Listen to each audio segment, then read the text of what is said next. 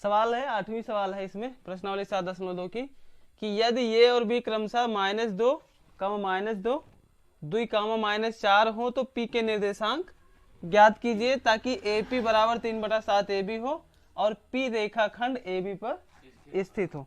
सबसे पहले तो हम एक रेखाखंड AB बनाते हैं जिसको कह रहे हैं ये A है, ये क्या है B है, इसके निर्देशांक है -2, -2 और इसके निर्देशांक है 2, -4। इस पे कहीं एक पॉइंट P है, ठीक है।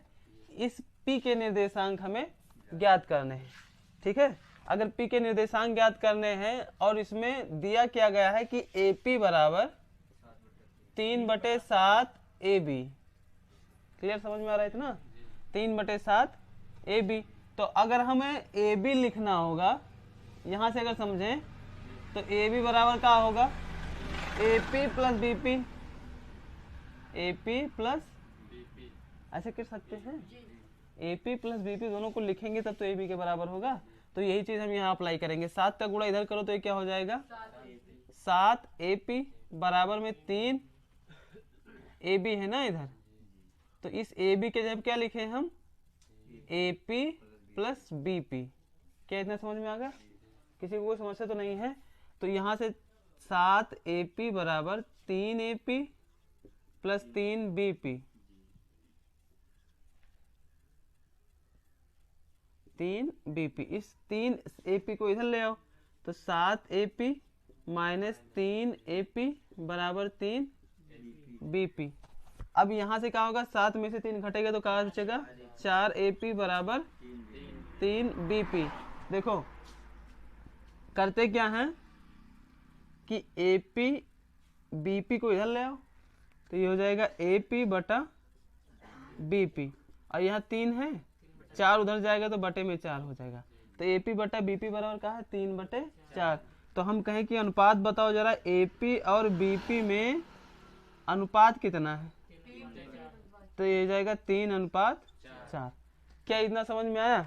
हमें अगर इसके निर्देशांक ज्ञात करने हैं तो सबसे पहले क्या, दोनों के निर्देश, इस दोनों इंड पॉइंट के निर्देशांक पता है हमें, इसका मिडिल पॉइंट का निकालना है तो हमें इसका रेशियो भी तो पता होना चाहिए, किस रेशियो में काट रहा है, किस अनुपात में काट रहा है। तो अब हमें अनुपात मिल गया 3/4, मतलब अगर हम इधर 3 है तो इधर का हो जाएगा 4 हो जाएगा। तो अब हम इसके निर्देशांक क्या कर सकते हैं, ज्ञात कर सकते हैं। समझ में आ गया इतना? अब वही विभाजन सूत्र लगाएंगे। विभाजन सूत्र में क्या होगा कि x के निर्देशांक, अच्छा p के निर्देशांक के लिए, p के निर्देशांक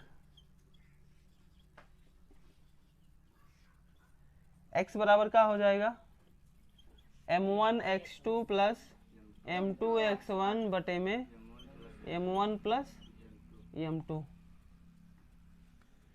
तो x बराबर हो जाएगा, x बराबर इतना, तो x का मान देखो, m1 का मान यहाँ 3 हो जाएगा, ये m1 ये m2 होगा, और x1 y1 x2 y2 direct मान बताइएगा आप लोग। x बराबर कितना हो जाएगा, यहाँ से m1 यानी कि 3 गुणे m1 x2 का मान 2 प्लस m2 माने कि 4 और गुणे x1 -2 बटे में m1 प्लस m2 यानी कि 3 प्लस 4। तो x बराबर कितना हो जाएगा, 3 दूनी 6 माइनस प्लस माइनस 4 दूनी 8 बटे में 3 4 7, तो हो जाएगा x बराबर -2 बटे 7। आया समझ में इतना? ये किसका मान आ गया, x का। y का मान निकाल लीजिए, तो y बराबर m1 y2 plus m2 y1 बटे में m1 प्लस m2। तो y बराबर क्या हो जाएगा, m1 का मान हो जाएगा 3, y2 का मान -4 प्लस m2 का मान 4 गुणे y1 का मान -2 बटे में m1 प्लस m2 यानी कि 3 प्लस 4। तो यहाँ 4 3 12 -12, यहाँ प्लस माइनस 4 दूनी 8 बटे में 4 3 7। तो दोनों माइनस में है तो जोड़ के कितना हो जाएंगे, 12 माइनस में है 8 भी माइनस में, तो माइनस प्लस -20 हो जाएगा बटे 7। तो y बराबर कितना आ गया, -20 बटा 7। तो p के निर्देशांक क्या मिल गए हमारे पास में, x पे क्या है -2 बटा 7 और y पे क्या है -20 बटा 7। यही p के निर्देशांक हो जाएंगे। समझ में आ गया इतना? किसी को कोई समस्या तो नहीं है? नोट करो। अगला 9 नंबर सवाल है कि बिंदुओं ये -2,9 और B 2,8 को जोड़ने वाले रेखाखंड AB को 4 बराबर भागों में विभाजित करने वाले बिंदुओं के निर्देशांक ज्ञात कीजिए। ठीक है, सवाल बहुत इजी और बहुत ही समझने लायक है, समझो। एक कोई रेखाखंड है AB, कौन है? एक का निर्देशांक है -2,9 और यहाँ पर एक निर्देशांक है, एक पॉइंट है B जिसके निर्देशांक है 2,8। सवाल में ये पूछा गया है कि इस पूरे रेखाखंड को 4 बराबर भागों में विभाजित करने वाले बिंदुओं के निर्देशांक ज्ञात कीजिए। तो जाहिर सी बात है, इसको अगर 4 बराबर भागों में बांटोगे तो कम से कम इसमें कितने पॉइंट और होने चाहिए? 3 पॉइंट होने चाहिए। 1 2 3, तभी ना तो बनेगा 1 2 3 4 भाग। बात समझ में आया कि नहीं आया? तो इसको हम कह रहे हैं कि इसको कोई भी नाम दे दो, इसको P1 P2 P3 ऐसा करके हम नाम दे दिए। अब समझिए जरा, ये जब 4 बराबर भागों में बट गया तो ये जो P2 होगा, P2 ये इस A और B का मिड पॉइंट होगा, मध्य बिंदु होगा। नहीं समझ में आया? ये और B का मध्य बिंदु कौन होगा? P2 होगा। समझ में आया कि नहीं आया? अब ये हम क्या लगाएंगे? मध्य बिंदु के निर्देशांक वाला फार्मूला लगा के P2 निकाल लेंगे। अब P2 ये वाला पॉइंट कुछ मिल जाएगा हमें, तो फिर P2 और A का मिड पॉइंट P1 होगा, तब इसको निकाल लेंगे। और ये वाला मिल ही गया है तो ये वाला भी तो क्या होगा? B और P2 का मिड पॉइंट होगा, मध्य बिंदु होगा, तो P3 निकाल लेंगे। बात समझ में आया कि नहीं आया? तो अगर इसको 4 बराबर भागों में बांटना है तो वही वाला फार्मूला लगा देंगे, मध्य बिंदु के निर्देशांक वाला। चूंकि P2 AB का मध्य बिंदु होगा। 1 मिनट और रुक जाइए जरा।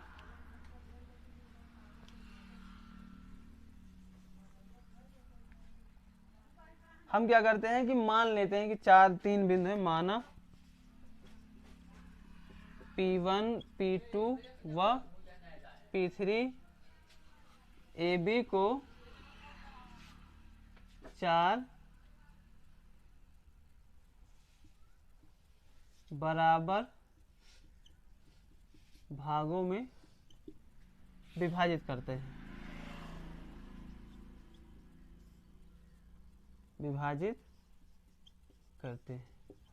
P1 P2 P3 AB को 4 बराबर भागों में विभाजित करते हैं। चूंकि क्या है कि P2 AB का मध्य बिंदु है, इसलिए P के निर्देशांक कैसे ज्ञात करेंगे? P के निर्देशांक P बराबर का P में जो है x1 प्लस x2 बटा 2, y1 प्लस y2 बटा 2, ये मध्य बिंदु के निर्देशांक होते हैं। ठीक है, तो x बराबर क्या हो जाएगा? x1 प्लस x2 बटा 2, y बराबर कितना हो जाएगा? y1 प्लस y2 बटे 2। कोई दिक्कत तो नहीं होगा? बताओ जरा, x1 का मान कितना हो जाएगा? -2 और x2 का मान 2, तो -2 प्लस 2 बटे में 2, कुल मिलाकर के नहीं समझ में आया? अरे 2 प्लस 2 माइनस 0 हो गया, और बटे में 2 0 हो जाएगा। y का मान कितना हो जाएगा? y1 का 9 प्लस 8 बटे में 2। आया समझ में? ये 8 9 कितना हो जाएगा? 17। ये -2 का क्या है? 9 ही तो है। सॉरी, यहाँ पे 9 नहीं 2 होना चाहिए। चेक कर लो किताब एक बार, सवाल में सवालिया चेक कर लो। -2 है, तो यहाँ पे क्या हो जाएगा? यहाँ हो जाएगा y1 का मान क्या है? 2 प्लस 8, तो यहाँ y बराबर क्या हो जाएगा? 8 और 2 10, और बटे में 2, तो कितना हो जाएगा? 5। तो P2 के निर्देशांक कितने आ जाएंगे? 0, 5। समझ में आ गया इतना? किसी को कोई समस्या तो नहीं है? अब देखो, ये P1 क्या होगा, ये और P2 का मध्य बिंदु होगा, चूंकि P1 ए P2 का मध्य बिंदु है। इस P2 के निर्देशांक कितने आए हैं, 0,5 आ गया है। तो अब इन दोनों का मध्य बिंदु निकालना है, तो हम P1 बराबर सीधे direct formula x1 plus x2, तो -2 प्लस 0/2, y बराबर क्या हो जाएगा, 2 प्लस 5/2। तो यहाँ हो जाएगा P1 बराबर, ये देखो 0 जुटेगा या घटेगा कुछ भी, कोई फर्क नहीं पड़ेगा। तो -2/2, 2 से 2 कैंसिल, तो यहाँ हो जाएगा -1, 5 और 2 7/2। आ गया समझ में इतना। तो ये कितना आ गया, -1,7/2। और एक ये पॉइंट मिल गया और एक ये पॉइंट मिल गया। समझ में आया ना, किसी को कोई समस्या। P3 क्या होगा, P3 P2B का मध्य बिंदु होगा, का मध्य बिंदु होगा। अब अगर इसका मध्य बिंदु होगा तो क्या करेंगे, P3 क्या हो जाएगा, x1 plus x2, 0 plus 2, 0 plus 2/2 और 5 प्लस 8/2। क्या हो जाएगा इधर, P3 2/2 माने कि 1, यहाँ 2/2 होगा, तो 2/2 का मतलब क्या होगा, 2 से 2 को 1 बचेगा, 1, 8 5 13/2। यही 3 निर्देशांक हमें मिल जाएंगे। आगे समझ में ये। P1 क्या होगा, देखो P1 जो होगा -1,7/2, P2 होगा 0,5 और P3 क्या हो जाएगा 1,13/2। समझ में आ गया।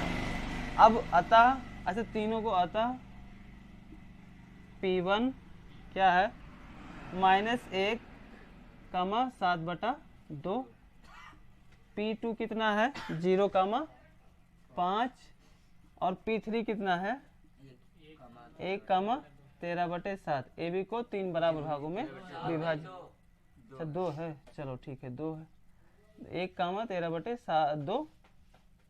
कोई दिक्कत है इतने में। P1 P2 P3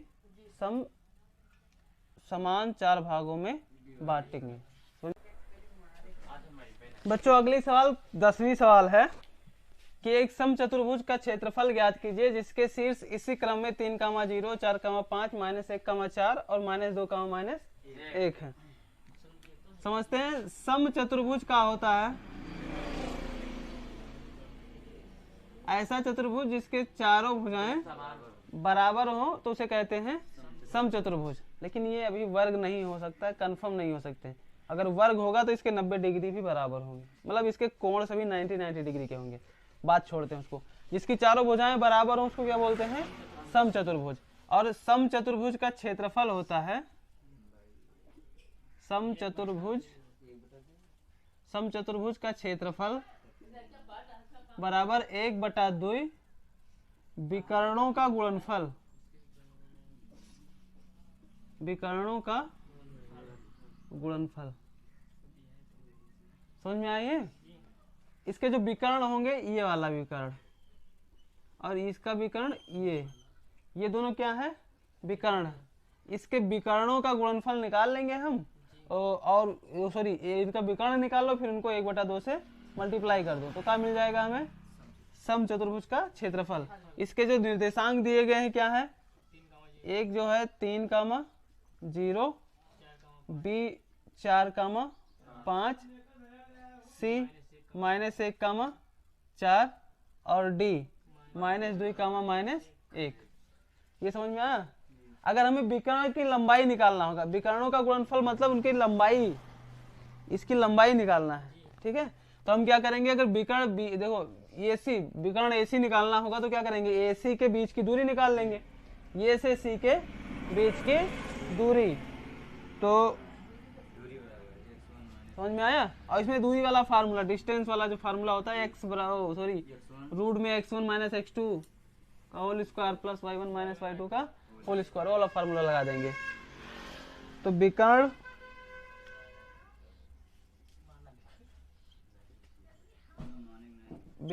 AC कितना होगा, रूट में इन दोनों के बीच की दूरी x1 माइनस x2, x1 का मान क्या है 3, माइनस वहां पे माइनस है तो माइनस माइनस प्लस 1 का स्क्वायर, ठीक, प्लस y1 का मान 0 माइनस y2 का मान 4, तो इसका स्क्वायर, तो ये हो जाएगा 3 1 4 और 4 का स्क्वायर 16, और फिर इधर 4 का स्क्वायर 16, टोटल कितना हो जाएगा रूट में 32। अगर इसका अगर रूट में 32 होगा, इसका वर्गमूल निकालो तो कितना मिलेगा 4 रूट 2, कितना मिल जाएगा 4 रूट 2 मात्रक, या इकाई कुछ भी कह दीजिए।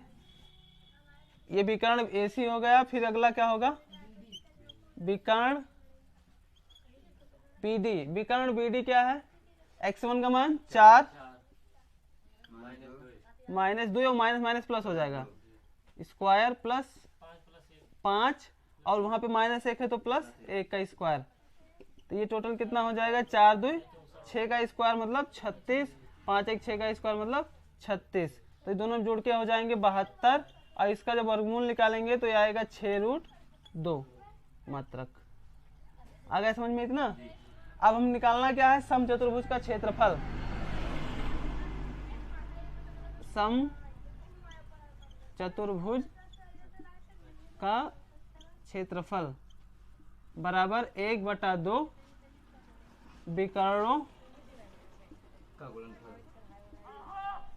विकर्णों की लंबाई का गुणनफल। ये समझ में आया। तो अब यहाँ पे कहा है कि 1/2 विकर्णों की लंबाई का गुणनफल क्या होगा। इसका विकर्ण का है 4 रूट 2, इसका विकर्ण का है 6 रूट 2, तो यहाँ हो जाएगा 4 रूट 2 गुणे में 6 रूट 2। तो यहाँ देखिए 1/2, 4 और 6 का गुणा 6 चौको 24, और रूट 2 का गुणा रूट 2 से करेंगे तो कितना हो जाएगा 2, तो 2 से 2, तो क्या बचा 24 वर्ग मात्रक। सम चतुर्भुज का क्षेत्रफल कितना आया 24 वर्ग मात्रक या 24 वर्ग इकाई, जो लिखना चाहो लिख सकते हैं। कोई दिक्कत है किसी को तो नोट करो।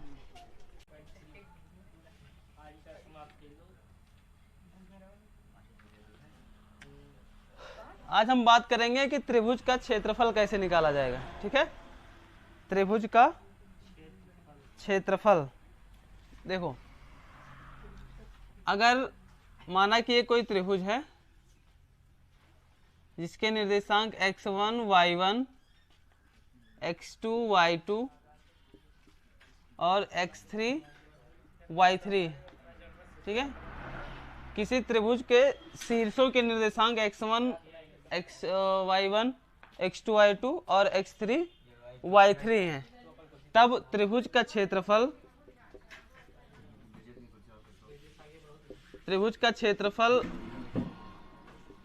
ये बराबर होता है 1/2 x1 y2 minus y3 plus x2 y3 minus y1 plus x3 y1 minus y2। समझ में आया बच्चा लोग। अगर कोई एक त्रिभुज है जिसके निर्देशांक x1 y1 x2 y2 और x3 y3 हैं, त्रिभुज के शीर्षों के निर्देशांक, तो उस त्रिभुज का क्षेत्रफल होगा 1/2 x1 y2 minus y3 plus x3 y3 minus x2 y3 minus y1 plus x3 y1 minus y2। ये होता है त्रिभुज का क्षेत्रफल। समझ में आया इतना। किसी को कोई समस्या है?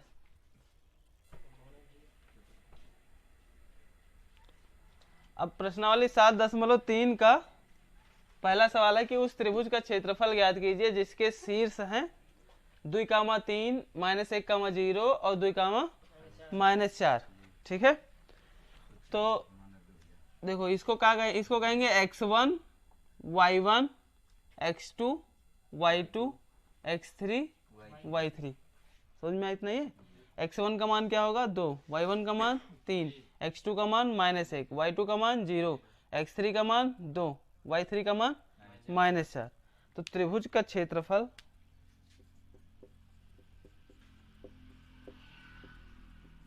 क्षेत्रफल बराबर 1/2 x1 y2 minus y3 x2 y3 minus y1 plus x3 y1 minus y2।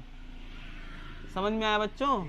तो देखो 1/2 मान बताओ जरा, x1 का मान कितना होगा यहाँ से 2, और y2 का मान 0, y3 का मान -4, तो यहाँ माइनस माइनस ये +4 हो जाएगा, प्लस x2 का मान यहाँ से -1, यहाँ प्लस है तो ये क्या हो जाएगा -1, और फिर y3 का मान -4, y1 का मान यहाँ से 3 प्लस x3 का मान 2 और y1 का मान 3 माइनस y2 का मान 0। समझ में आया इतना? सभी का मान रख दिया। फिर क्या हुआ 1/2, देखो 0 में 4 जुटेगा, सॉरी 0 में 4 जुटेगा तो क्या हो जाएगा 4, और 4 का गुणा 2 से तो 4 दूनी 8, ये -4 -3 जुड़ के कितना होगा -7, और -7 का गुणा 1 से करेंगे तो कितना हो जाएगा +7 हो जाएगा। समझ में इतना? और 3 और 2 का गुणा करेंगे 3 दूनी 6, सभी 1/2 और सभी को जोड़िए 8 7 15 6 21। आया समझ में इतना? बोलो अभी 21 का गुणा 1 से हो जाएगा, ये ब्रैकेट हटाएंगे तो क्या लग जाएगा, यहाँ पे गुणा लग जाएगा, तो 21 का गुणा 1 से होगा तो हो जाएगा 21 और बटे में 2, तो ये हो जाएगा 21/2 वर्ग इकाई। यही हमारा आंसर हो जाएगा, क्षेत्रफल हो जाएगा। किसी को कोई समस्या है? नोट करो तुरंत।